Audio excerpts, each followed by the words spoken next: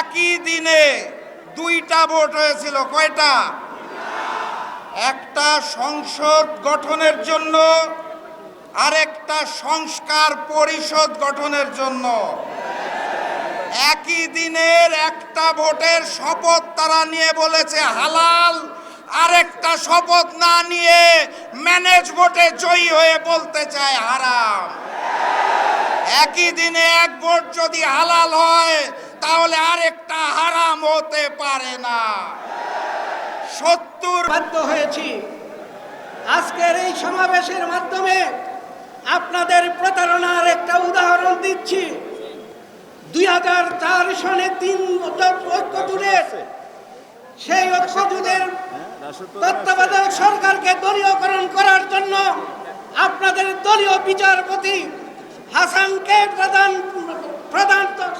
তত্ত্বাবধায়ক প্রধান বানানোর জন্য জাতিকে 20 বছরের গোলামির দিকে ঠেলে দিয়েছিলেন।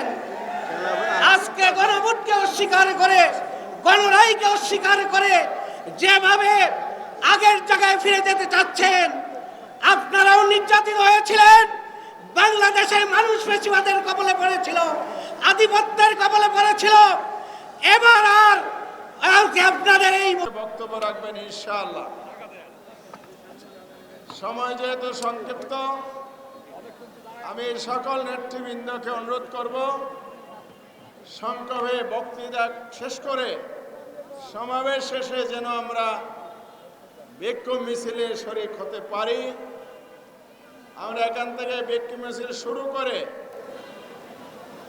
কাকরাইল হয়ে শান্তিনগর মোড়ে গিয়ে শেষ করার আশা করছি যদি সময় পাই। এই পর্যায়ে আমি বক্তব্য রাখার জন্য অনুরোধ করছি।